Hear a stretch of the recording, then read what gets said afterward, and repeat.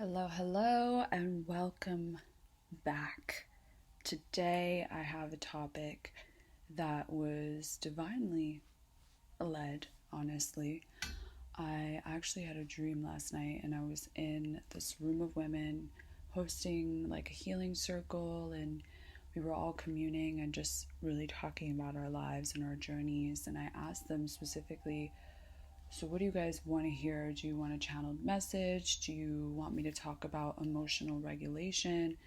And by a survey of hands, everyone wanted me to talk about how to become an emotionally regulated, sovereign woman. And by this title, The Unfuckwitable Power of an Emotionally Regulated Woman, I'm sure you can feel the magnitude of what reclaiming your emotional energy can bring you as a woman. But I'm going to break that down. I'm going to break down how I got there. I'm going to break down, where these things and the dysregulation may have started in your life and how you can start reaching that space within your own life and reclaiming your power, reclaiming your purpose, reclaiming your divine energy as a woman who goes through cycles, in and out of whether it's your menstrual cycle, whether it's pregnancy, whether it's postpartum. We're constantly, as women, going through all of these internal changes. So I think this topic is something I'm going to expand on in all my bodies of work. I have a few things coming up in the works that are going to help anyone out there that is, really looking to reach this level of sovereignty in their life, whether it's in their creative energy, whether it's in their professional energy, motherhood, relationships. This container really is something that affects all parts of our lives. So this is the new energy I'm really looking to help other women out there harvest within themselves. So if that's you, stay tuned. There's more going to be on the way for you outside of just this episode. So starting with really understanding what emotional regulation means and looks like, and where the dysregulation and the dysfunction comes from. I'm going to start with, personally, I grew up in a household where I did not see emotional regulation ever. I grew up around adults who were very stunted emotionally and spiritually, that didn't really have the awareness of their energy, the awareness of their emotions, and how it affected everyone around them, especially the children around them. And a lot of times, one thing happening as simple as, someone spilling some milk over the counter caused an entire breakdown of the adults around me. It caused the chaos to ensue, the mood changes, for the rest of the day we had to walk on eggshells because this one event took place that wasn't even really a problem, but because there was so much dysregulation within their nervous systems, within their emotional energy, it became a volatile space for all of us to live in. So my nervous system learned very early how to contort, how to shrink, to walk on eggshells. Oh, dad's in a mood, let's let him be, let's perform, let's do something to snap him out of that energy, rather than recognizing that as an adult, one little thing should not be able to throw you off to such a state where now everybody has to be affected by your lack of regulation. And one little thing also throwing you off should not then be projected onto a child as, this is your fault, you made this happen, you fucked up my day, you. And this is the type of environment that I grew up in. So naturally, when I grew up as an adult, I began to model this thing. One little thing could just set me off, or, one little thing that my boss said, or one little thing that my partner said threw me into a frenzy. And I was constantly trying to outsource and figure out ways to regulate myself that weren't coming from me.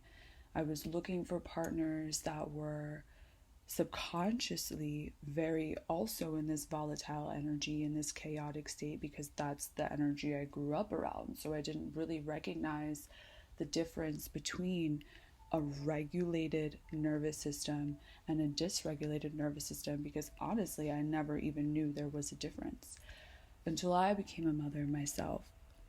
And I recognized how easy it could be for me to continue that pattern.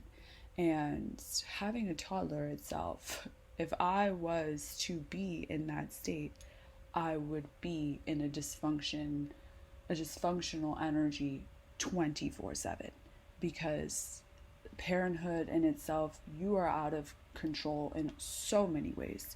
You are literally at the mercy of this little being that cannot control their own emotional outbursts, that cannot control, what they're spilling, what they're doing, what they're saying. They are completely in the most feral, unhinged state of their lives. And if you, as the adult in the situation, don't learn how to regulate yourself, you are going to live in that state constantly. And I remember my mom, my daughters, the way that I parent is very different from my parents. And my mom was like, saying to me one day, she was like, she's going off the hinges, she's going crazy, and you're just like calm, cool, and collected. And I'm like, yeah, because what's the other option for me, especially as a single parent, to be in a state of dysregulation all day would be the most miserable existence of my life.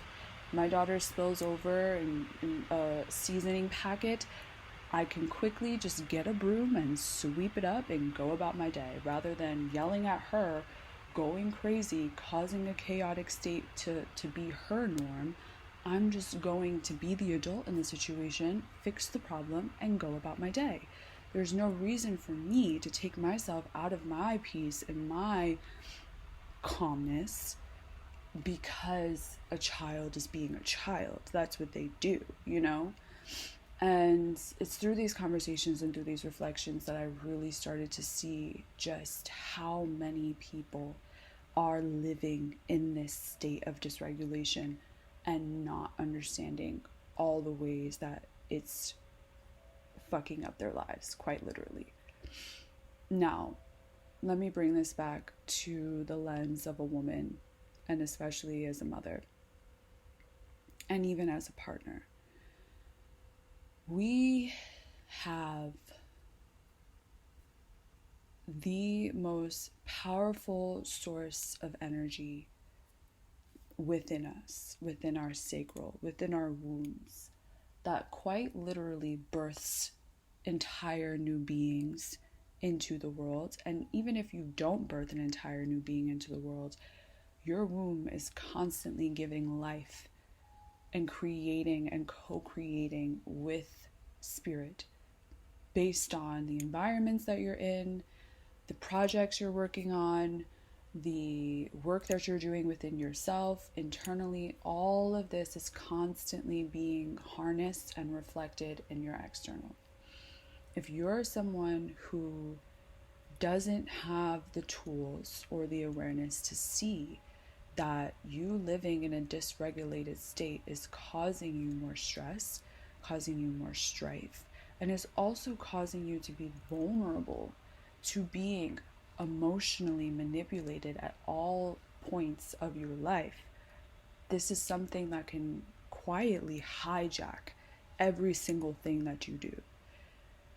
And it's so important for all of us that are on this journey of reclaiming our energy and our power and our sovereignty from the systems and the conditioning and the societal programming that we grew up in, especially for us to recognize that starts with us. It starts with us taking a step back, going into our internal worlds and really saying, okay, I'm feeling off right now. How do I usually move with the energy when I'm feeling off? Do I call a friend? Do I call my partner? Do I reach for a drink? Do I reach for a joint? What do I do in those moments where I'm feeling frazzled? And how does my energy start to contort itself around this dysregulation? Do I start feeling cut off from my creative power? Do I start feeling more stressed? Do I start feeling more critical of myself and the other people around me? Do I start feeling more on edge and, like I can't really connect with people the same way because there's something in me that's constantly feeling like I'm being I'm being puppeteered almost based off of what someone is showing me, based off of if he texts me back, based off of if my boss gives me that promotion, based off of if I hit my income goal for the month as a business owner. All of these things, which are seemingly, yes, important things, but if they all have the ability to take me out of my peace and out of my power, this isn't actually serving me the way that I think that it is. So if you find yourself in especially relationships where you are constantly trying to mold and shift yourself to become what that person is seeking of you, this is probably because you're living in a dysregulated state. If you constantly feel like you have to be the one holding up and making sure everything is okay at the cost of your own sanity and peace, you are in a dysregulated state. If one person's comments, criticism, lack of validation or lack of how do I want to say this? If somebody in your environment has the ability to say anything that takes you out of the state of being that you want to be in, you are in a dysregulated state. Now, there is an identity shift that is necessary in order for you as a sovereign woman to become unfuckwitable in your energy. And recognizing that being dysregulated also opens you up to being harvested and manipulated is something that was a hard pill for me to swallow, because people around you, whether you know it or not, can look at you and tell and see in your body language, in your subtle body cues, in your emotional body, in your aura, that you are someone that's easily manipulable. What is that word? You are easy to be manipulated. You are easily manipulated. Thank you. Because of the fact that you don't have your own internal sanctuary that you rely on, that you return to. You don't have a connection to source, to God, to the higher self in you that allows you to move forward regardless of what's going on around you.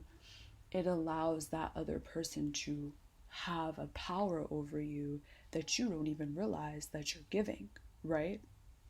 So this is why a lot of women in relationships don't recognize that when a man decides to start being inconsistent or, start hiding things or start acting different, it's because they know that regardless of what they do, you're going to contort yourself around them rather than take yourself back out of the equation and say, oh, hold on, you're no longer mirroring an energy that I internally have found within myself, which is going to cause me to take a step back and say, do I even want this type of energy around me?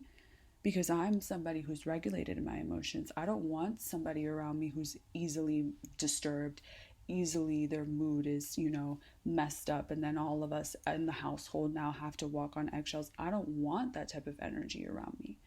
But if you are not regulated in yourself, you will not be able to, one, hold that standard. 2, hold those expectations. And 3, even recognize that this is dysfunctional and this is something that will over time cause everything around you in your environment to represent that dysfunction. So the identity shift is becoming a woman that sees everything and observes everything, but does not react to anything. You respond from a space of knowing that I have all the power within me to regulate myself.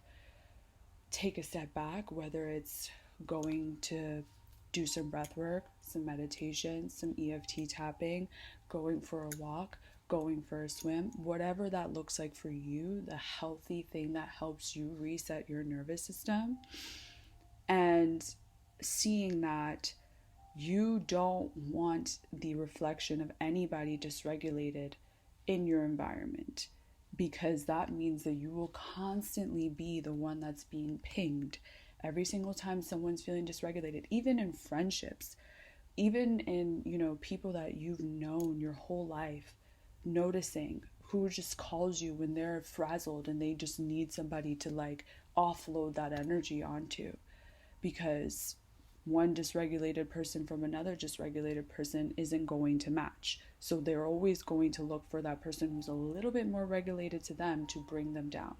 And I'm not to say that we shouldn't be there for other people, but when it becomes something that they're using you as a crutch and you're constantly being sourced and looked for to validate other people's existence, to mother them through things that they should be mothering themselves through, that's when you have to take a step back and recognize, is this a real reciprocal relationship? Is this real reciprocal energy? Because if I'm only being sought after when you have something going off in your life, or when you need somebody to talk to about your problems, but then, once everything goes back to the way it was, there's no longer a need for me, this is a relationship that's representing that dysregulation and that dysfunction, and you are being used as a pawn in that type of system as well. So it can show up in many different ways, and it has shown up in all of those ways in my own personal life. So that's why I'm able to speak about it from those lenses, because these are all things that I've been breaking down layer by layer by layer. So what does it look like for you to make that identity shift, to become sovereign in your energy, to become sovereign in your emotional energy? It looks like no longer outsourcing your validation from anybody. It looks like no longer looking for anybody to regulate you emotionally. And that can be a very tough thing in the beginning, because especially if you're so used to picking up the phone, calling that person, doing that thing, it's going to take you finding other pathways, creating new neural pathways within your brain as well, to find that regulation in your environment without looking for anybody else. For me, that came in with God. That came in with prayer. That came in with me really communing daily, constantly, calling on God, and more than I call on anybody in this realm. Calling on God when I need to feel that peace, when I need to feel that restoration, when I really need to just come back to self. It looks like me going in the closet when my daughter's having a breakdown, putting her with somebody that can watch her for that moment, and doing some butterfly hugs, doing some breath work, removing myself from the environment long enough for me to regulate, and then re-enter the space once I'm able to hold it from a calm, centered space. And it takes practice. This is a process. This is not a one-time fix all. This is something I've been working on for over a year now. And I'm just now getting to the place where I'm like, okay, I recognize that I need to regulate. I recognize that I'm overstimulated and I actually need to take a step back, because it's going to cause more harm for me to try and do anything from this state of dysregulation. And I deserve to be a woman who lives in a state of balance, of harmony and peace, because from that state, things can flourish. That state, the seeds that I'm planting, can flourish.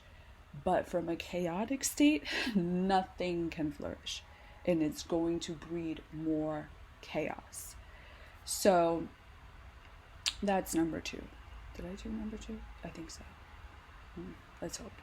Number 3 is removing influences in your life that represent that dysfunction long enough to really decide how you want to interact with them moving forward. For me, it's been looking like taking space from everything and everyone long enough for me to really recognize what the energy input and output of our relationships really are, especially now that I'm regulated. It's like once you become more used to living in that regulation, everything that isn't becomes very apparent. Everything that isn't becomes so, it's like alarms start going off in your mind, like, oh, that person is dysregulated. Oh, that's a chaotic energy. Oh, that's a space that that's not my job to overfunction and to overwork myself to do, right? Because a lot of us become very adept at overfunctioning and overdoing and overcompensating for these people and these places in our lives that are not regulated. A lot of us have authority figures, bosses, parents, caregivers, family members, friends that have lived in this state of dysfunction for so long that they don't even know the difference. So when you become someone who's working on this, you will start to see very clearly why this dysregulation is probably majority of our population, and why you now have the power to reclaim your emotional energy and to not react to every little thing, to choose your battles wisely, to choose the state of being that you want to live in and stay there and anchor yourself there and do whatever work internally you have to do to make that your permanent residence, because it is possible. And there will be things that come up, of course. There will be stresses of life that come up, of course. But from this state, you can tackle anything. From this state, you can see something and recognize the solution right away. And it won't be something that feels like you have to overwork yourself to get to, because you're in a state of peace. And from a state of peace, things effortlessly can flow. Things effortlessly can become more manageable. Things effortlessly can return to harmony, right? So this is really a cleansing. This is a moment of reclamation for you to say, I am no longer going to allow anything or anyone to take me out of my power, because my power is peace. My power is an emotionally sound, regulated nervous system, okay? And that is the real abundance that we are all working to receive. Because if we're not gaining abundance and success from a regulated nervous system, it will not yield anything that we really want in our lives. It will look like on the external the illusion of success, but on the internal feeling like I am still unfulfilled, I am still unsupported, I am still drowning. But yes, I may have reached that income goal. Yes, I may have got that promotion. Yes, I may have got that man. But internally, if I'm still screaming into the void and I'm still not being heard and seen within myself, none of it matters, right?